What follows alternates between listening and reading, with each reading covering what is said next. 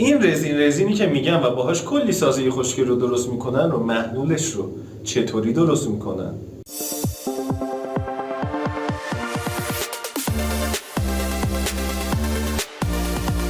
سلام به رزین جهانیای عزیز، من علی جهانی هستم و توی این قسمت در خدمتتونم با آموزش ساخت محلول رزین و هاردنر برای سازه های خوشگلمون.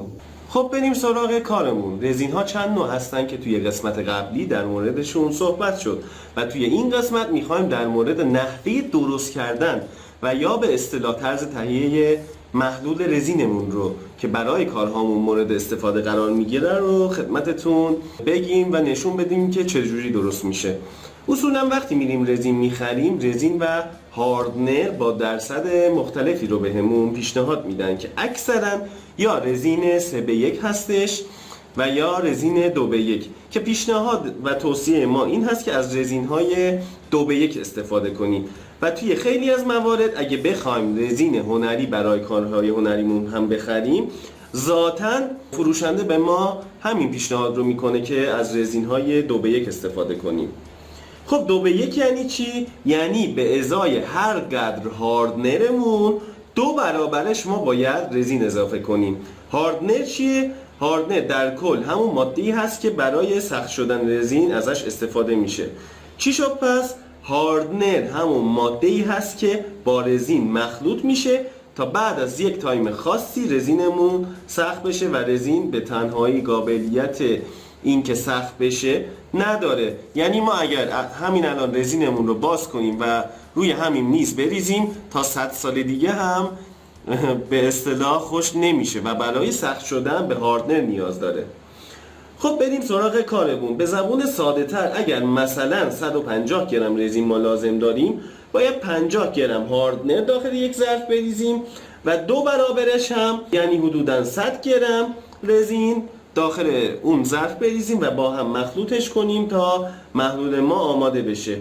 اگر مثلا 90 گرم احتیاج داشته باشیم چیکار میکنیم؟ برای 90 گرم ما باید 60 گرم رزین و 30 گرم هاردنر داخل یک ظرف بریزیم و با هم مخلوطش کنیم. خب من اینجا میخوام یک محلول درست کنم که یک محلول 30 گرمی درست کنم. واسه 30 گرم چقدر میشه؟ میشه 20 گرم رزین و 10 گرم هاردنر. خب بریم سراغ کارمون و برای این کار ما به یک ترازوی گرمی یا ترازوی آشپزخونه نیاز داریم. خب بریم سراغ کارمون. برای این کار من 30 گرم رزین میخوام 20 گرم رزین و 10 گرم هاردنر استفاده میکنم. برای اینکه ترازومون رو هم صفر کنیم این دکمه رو میزنم تا صفر بشه به این صورت.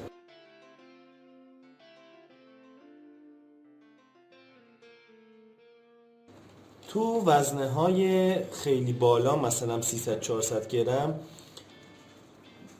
حدوداً 2-3 گرم 5 گرم ایراد نداره این ور اون ور بشه، ولی توی وزنه های پایین سعی کنید وزن رو درست انتخاب کنید، درست بریزید.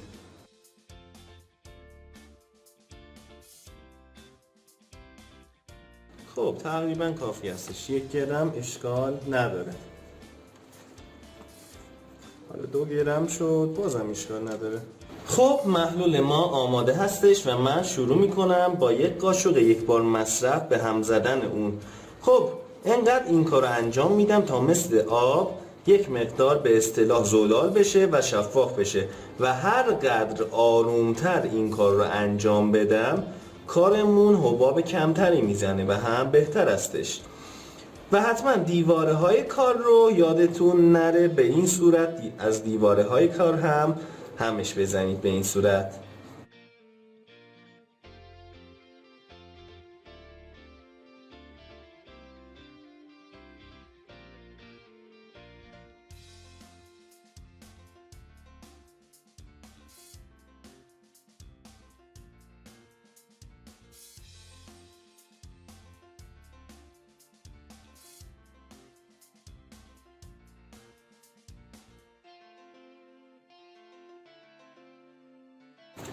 خب محلول ما آماده هستش و میتونیم ازش استفاده کنیم.